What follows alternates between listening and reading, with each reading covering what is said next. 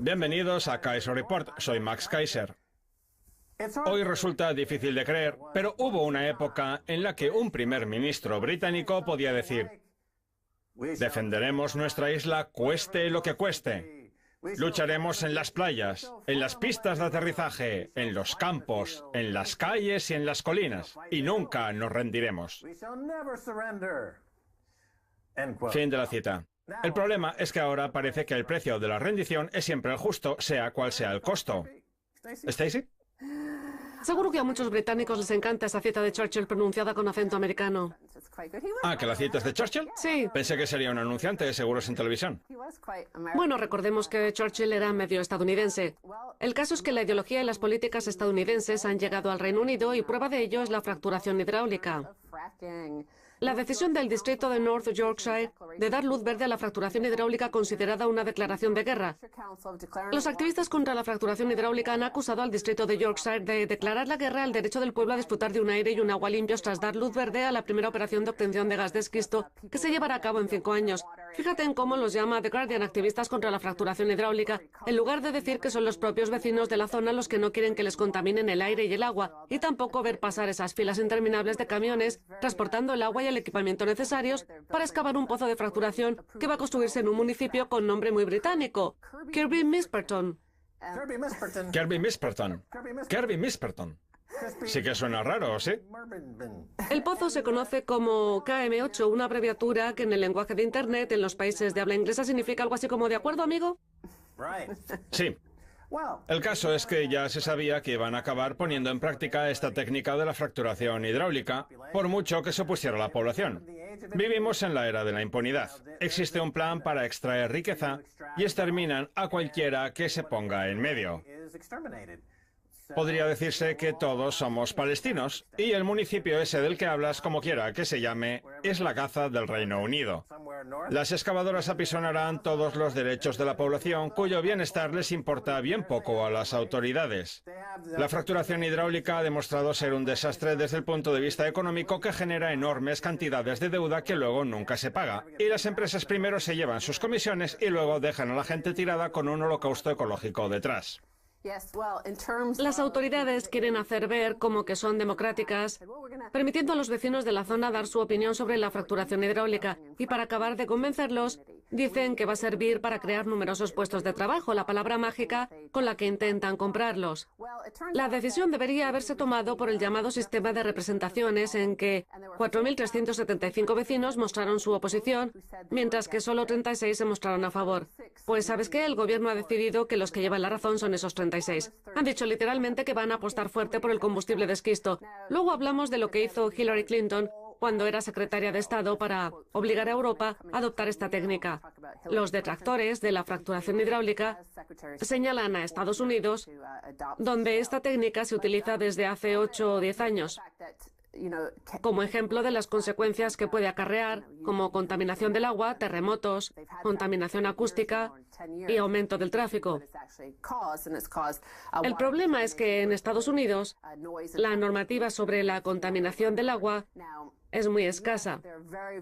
Es verdad que existe la ley sobre agua limpia, pero las empresas de fracturación hidráulica están exentas de cumplirla, cosa que no va a pasar aquí. Pues bien, ni siquiera en Estados Unidos, que cuenta con un marco legislativo tan laxo en ese aspecto, la fracturación hidráulica ha resultado rentable. Imagínate entonces lo rentable que va a ser aquí, donde las empresas sí que tendrán que atenerse a las normas medioambientales. No les hace falta sacar beneficios para llevarse comisiones. No. Igual que los bancos de la City de Londres o que los gestores de fondos de cobertura. Y lo mismo puede decirse de los políticos, que no tienen que cumplir sus promesas para generar sobornos. Vivimos en la era de la impunidad, con una oligarquía de cleptócratas muy arraigada que se pasa la vida robando. Y si alguien se les pone en su camino, lo marginan, lo quitan del medio o simplemente acaban con su vida. North Yorkshire cuenta con una densidad de población de 125 habitantes por kilómetro cuadrado, mientras que en Wyoming, por ejemplo, la cifra es de 4 habitantes por kilómetro cuadrado, es decir, una densidad de población muy inferior a la de North Yorkshire. En fin, vamos a ver un titular de hace un par de semanas o 3. La fracturación hidráulica puede contaminar el agua potable. Tras casi una década de investigaciones, Dominic DiGiulio, antiguo científico de la Agencia Estadounidense de Protección Ambiental, ha demostrado que la fracturación hidráulica ha contaminado las aguas subterráneas de Wyoming. Hace 8 años, los habitantes de Pavilion, Wyoming, que vivían en medio de una reserva de gas natural, se quejaron del mal sabor y olor del agua potable. La Agencia Estadounidense de Protección Ambiental abrió una investigación encabezada por DiGiulio, cuyas pruebas preliminares parecían indicar la presencia de sustancias químicas tóxicas en las aguas subterráneas. Sin embargo, en el 2013 la agencia trasladó repentinamente la investigación a los organismos reguladores del Estado sin publicar un informe final. Así que DiGiulio decidió dejar la Agencia Estadounidense de Protección Ambiental y ahora ha publicado esa información sobre la contaminación del agua, cosa que la agencia, que es un organismo federal, se negó a hacer. Supongo que para ocultárselo a la gente. Hicieron el estudio, pero luego no hicieron públicas las conclusiones. Es posible que en Estados Unidos se llegue a niveles más extremos de los que consienten aquí, aunque seguramente no. Cada pocos años el gobierno lanza una campaña para tratar de establecer cuáles son los valores británicos. Sí. ¿Cuáles son los valores británicos?, se preguntan. Pues bien, la respuesta está clara. Los valores británicos no existen. No les importa permitir que las empresas extranjeras de fracturación hidráulica destruyan su país.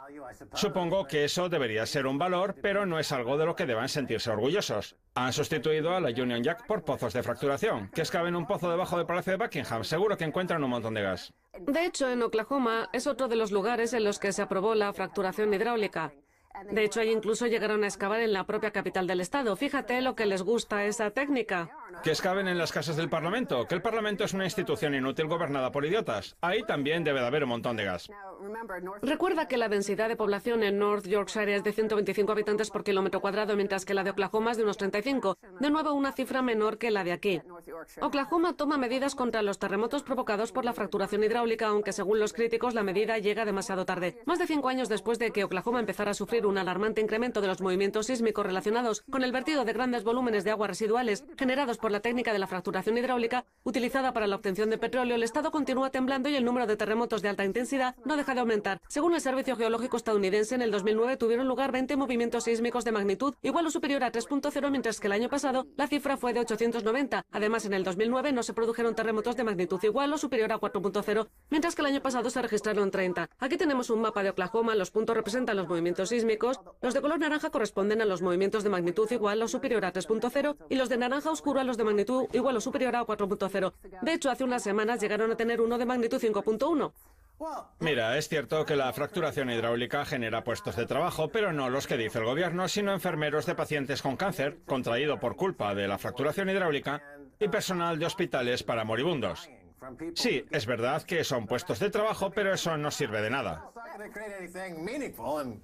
Bueno, en el sector de la fracturación hidráulica estadounidense había un montón de empleos con alta remuneración. Estamos hablando de $100.000 al año, 65.000 o 70.000 libras.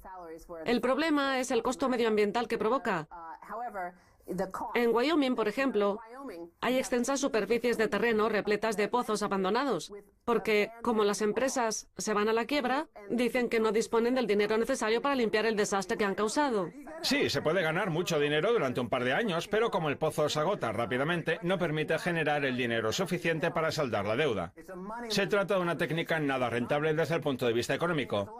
En el Reino Unido hay muchas prostitutas. Que se vayan al norte y enseñen un poco las carnes, que seguro que encuentran trabajo.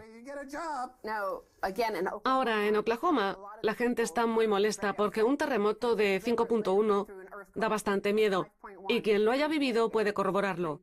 Y esos movimientos sísmicos son continuos, lo que impide a la gente dormir por las noches.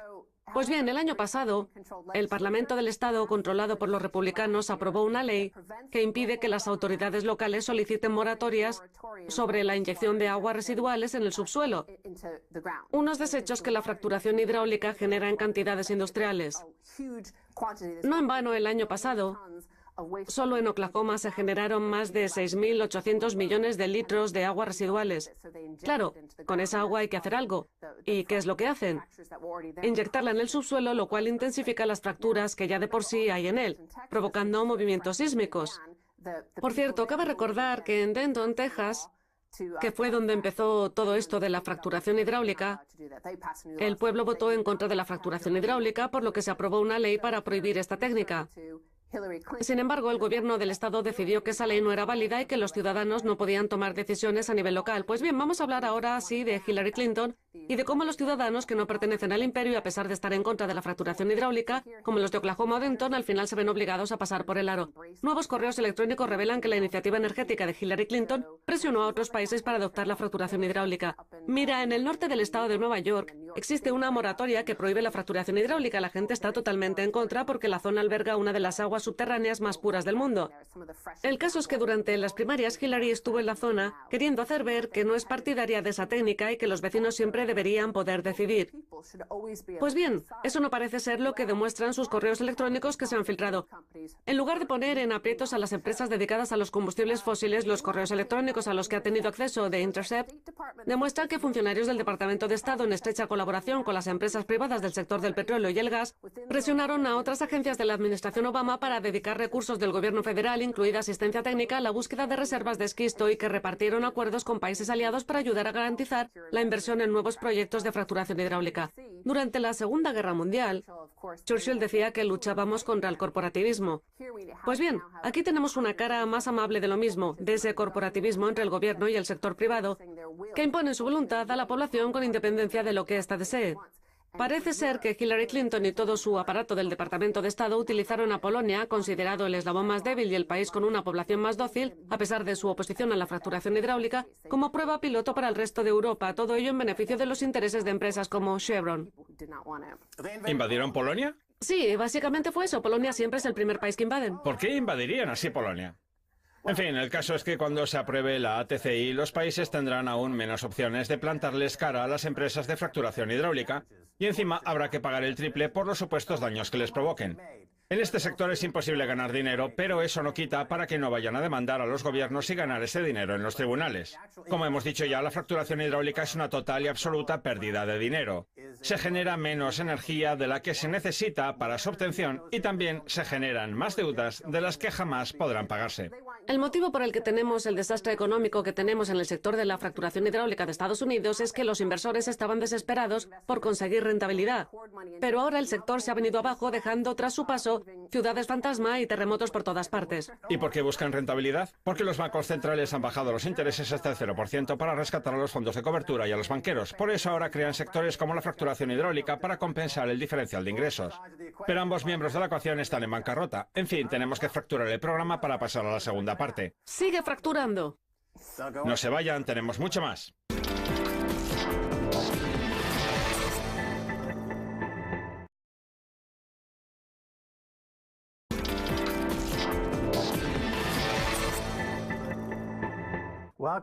Bienvenidos de nuevo a Kaiser Report, soy Max Kaiser.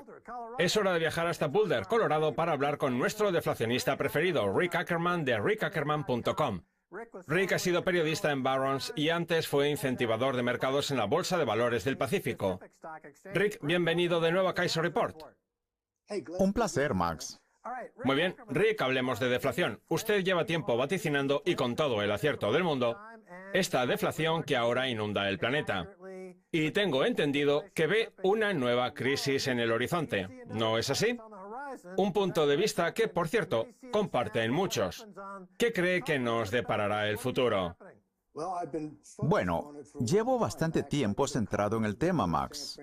A mediados de los 90 escribí una columna en San Francisco Examiner con una teoría que en aquel momento parecía de locos, que nos enfrentábamos a un escenario de deflación. Aunque por aquel entonces, y viéndolo con retrospectiva, la situación parecía mucho menos grave de lo que luego resultó ser. Macy's atravesaba dificultades y, según esa teoría deflacionista, los problemas podían extenderse a sus proveedores, generando una cascada de deflación en el sector minorista. Pero, como digo, en aquel momento no éramos conscientes de la dimensión que podía adquirir el asunto, justo lo contrario de lo que sucedió con la crisis de ahorros y préstamos, que parecía el mayor de los desastres, pero que si analizamos las cifras, tan solo ocasionó pérdidas de entre 400 y 600 mil millones de dólares.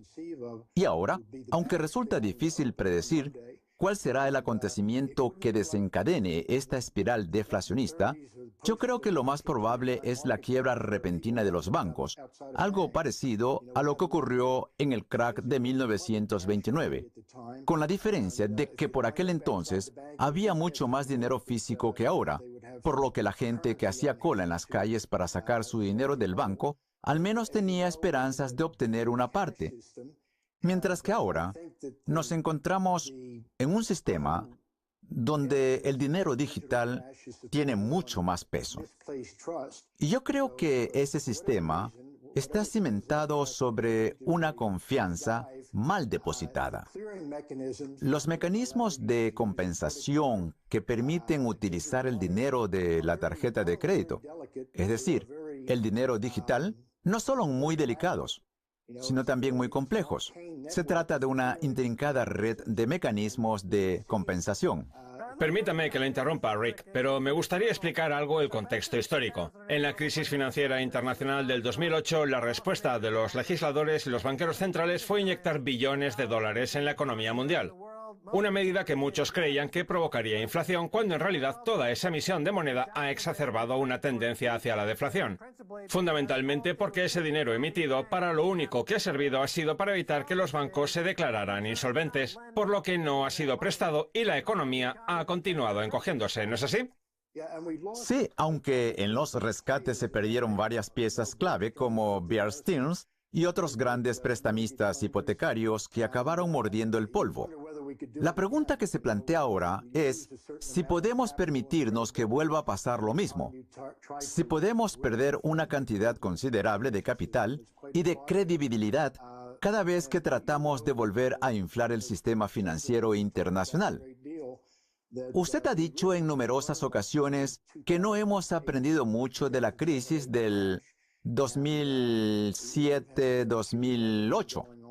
En la que había un gran nivel de apalancamiento, y lo único que se nos ocurre cada vez que salimos de un episodio de esos es repetir 50 veces lo mismo para acabar igual. Prueba de ello es que, en cierto modo, tenemos una nueva burbuja inmobiliaria.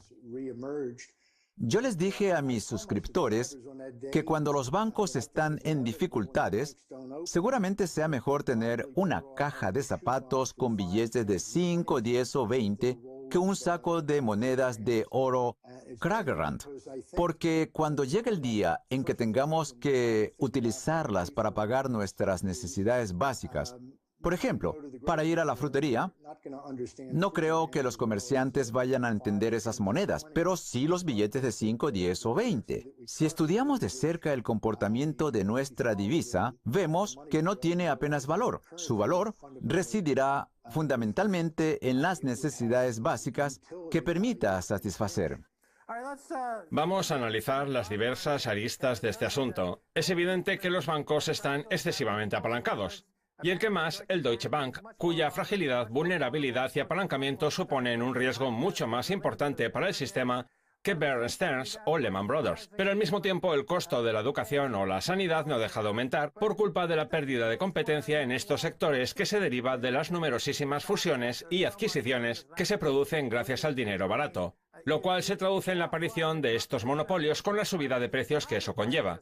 Es el caso, por ejemplo, de la sanidad, donde los costos no dejan de aumentar porque la competencia ha desaparecido por completo. Ese es el tipo de inflación que tenemos, no inflación salarial. De hecho, los salarios están a la baja. Es una mezcla de inflación y deflación, lo que yo llamo infladeflación. ¿Qué le parece? Sí, creo que es muy fácil inflar la economía financiera con estímulos monetarios. Ahora bien, otra cosa es monetizar las nóminas de tantísimos empleados. Hay inflacionistas que me dicen, Rick, ¿cómo puede hablar de deflación sabiendo lo cara que está la sanidad o la formación universitaria?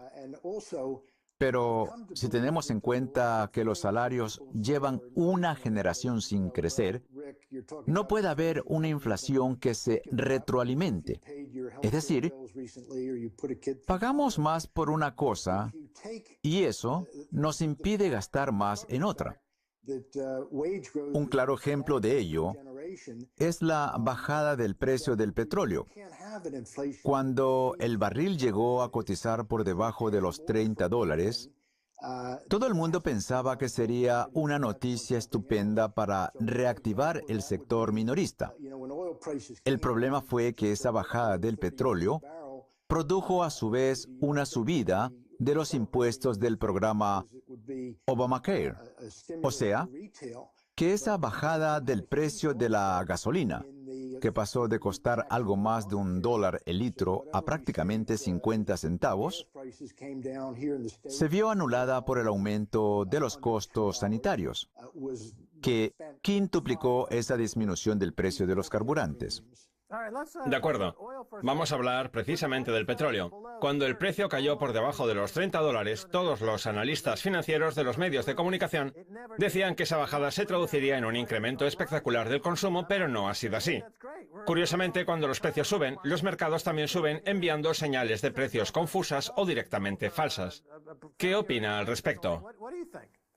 Mire, resulta que los 50 centavos que nos ahorramos en la gasolina no son suficientes para que la gente agarre su vehículo y se vaya a hacer compras en Walmart, que en muchos estados se está planteando subir el salario mínimo a $15 por hora. Hace tiempo podríamos haber creído que esa decisión es de carácter inflacionista, pero no lo es. Es totalmente deflacionista, porque Walmart va a pensar en 1000 formas de suprimir puestos de trabajo para compensar las pérdidas que le supone subir los salarios.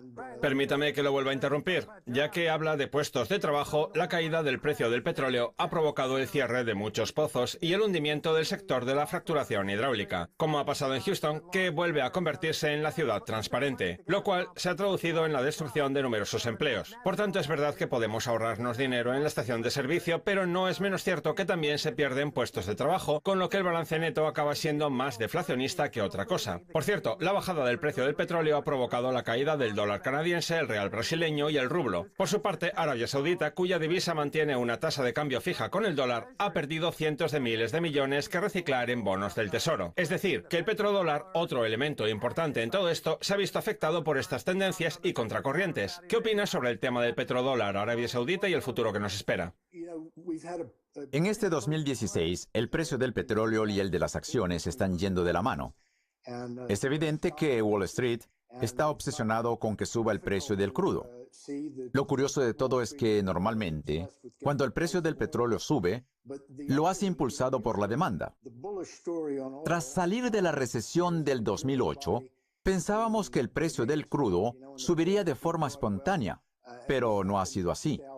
El sector está desesperado y eso va a provocar que los grandes productores como Arabia Saudita, Irán o Rusia actúen en una misma dirección. El problema es que, como están atados de pies y manos, tendrán que continuar con sus prospecciones, sobre todo Irán, cuyas reservas de gas natural no podrán someterse a ningún tipo de restricción, por lo que la idea es imposible. Desde un punto de vista más general, están intentando que el precio del petróleo suba impulsado por la oferta. Nadie puede creerse que el precio suba como consecuencia de la recuperación económica mundial. Por eso necesitan cambiar el guión. Max, voy a hablarle de dos grandes países productores, Venezuela y Nigeria. Venezuela puede sumirse de un momento a otro en el caos y dejar de producir petróleo. Pero en el caso de Nigeria, Nigeria ya ha reducido la oferta en cierta medida.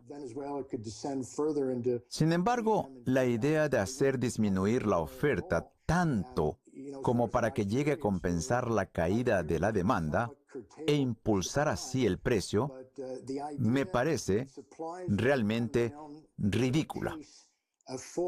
Si el precio del crudo se mantiene entre el mínimo de este año, 27 y 47 dólares, será un repunte pasajero e insignificante.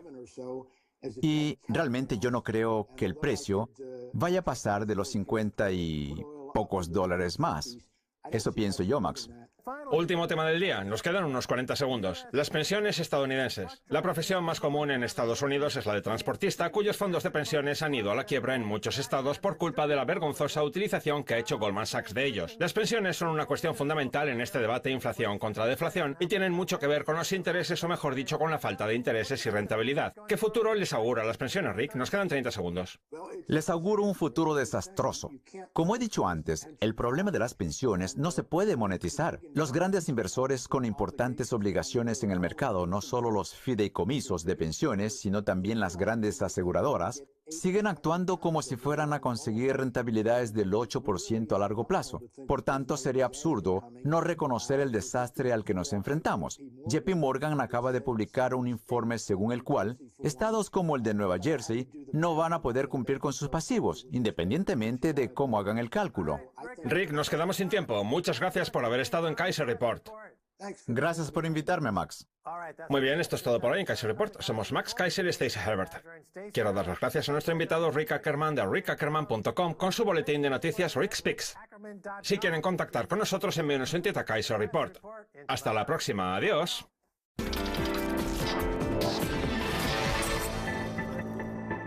Británico, Kirby Misperton. Kirby Misperton. Sí que suena raro, ¿sí?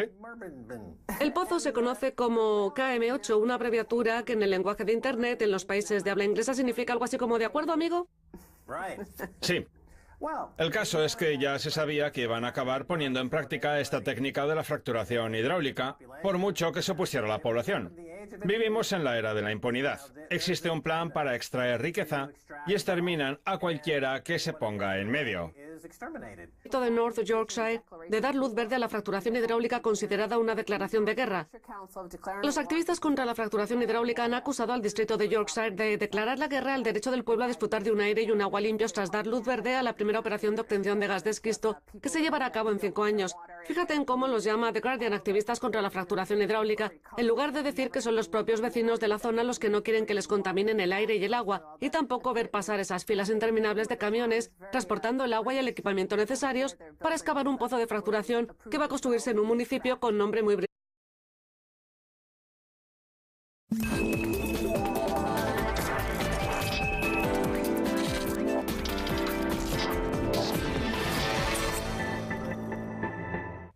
Bienvenidos a Kaiser Report. Soy Max Kaiser. Hoy resulta difícil de creer, pero hubo una época en la que un primer ministro británico podía decir: defenderemos nuestra isla cueste lo que cueste. Lucharemos en las playas, en las pistas de aterrizaje, en los campos, en las calles y en las... Podría decirse que todos somos palestinos, y el municipio ese del que hablas, como quiera que se llame, es la Gaza del Reino Unido. Las excavadoras apisonarán todos los derechos de la población, cuyo bienestar les importa bien poco a las autoridades. La fracturación hidráulica ha demostrado ser un desastre desde el punto de vista económico, que genera enormes cantidades de deuda que luego nunca se paga. Y las empresas primero se llevan sus comisiones y luego dejan a la gente tirada con un holocausto ecológico detrás. Las autoridades quieren hacer ver como que son democráticas. Las colinas, y nunca nos rendiremos. Fin de la cita. El problema es que ahora parece que el precio de la rendición es siempre el justo, sea cual sea el costo. ¿Stacey? Seguro que a muchos británicos les encanta esa cita de Churchill pronunciada con acento americano. Ah, ¿que la cita es de Churchill? Sí. Pensé que sería un anunciante de seguros en televisión. Bueno, recordemos que Churchill era medio estadounidense. El caso es que la ideología y las políticas estadounidenses han llegado al Reino Unido y prueba de ello es la fracturación hidráulica. La decisión del distrito